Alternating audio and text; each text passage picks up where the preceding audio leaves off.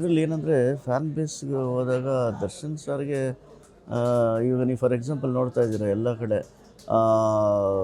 ಅವರವರೇ ಪಬ್ಲಿಸಿಟಿಗಳು ಮಾಡ್ತಾ ಇರೋದು, ಅವರವರೇ ಥಿಯೇಟ್ರ್ಗಳಲ್ಲಿ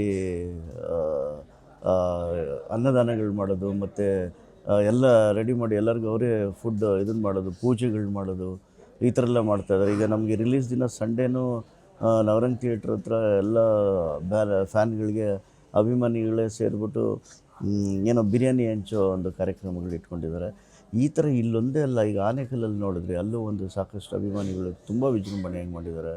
ಬಳ್ಳಾರಿಲಿ ನೋಡಿದ್ವಿ, ಈಗ ದಾವಣಗೆರೆಯಲ್ಲಿ, ಚಿತ್ರದುರ್ಗದಲ್ಲೂ ಮಾಡಿದ್ದಾರೆ. ಎಲ್ಲ ಕಡೆ ಸುಮಾರು ಕಡೆ ನಾನು ಹೇಳೋದು ಈ ಫ್ಯಾನ್ನ ಅಬ್ಬರ ಅನ್ನೋದು ನಿಜವೂ ನಾವು ಈ ಒಂದು ಇದರಲ್ಲಿ ನೋಡಿದ್ವಿ. ದರ್ಶನ್ ಸರ್ ಅವರ ಇಲ್ಲದೇ ಇದರಲ್ಲೂ ಪಬ್ಲಿಸಿಟಿನ ಆ ರೇಂಜಿಗೆ ಮಾಡ್ತಾಯಿದ್ದಾರೆ ಅಂದರೆ ರಿಯಲಿ ಈ ಒಂದು ರಿಲೇಷನ್ಶಿಪ್ಗೆ ನಾವು ಏನು ಹೇಳಬೇಕು ಅನ್ನೋದು ಗೊತ್ತಾಗಲ್ಲ.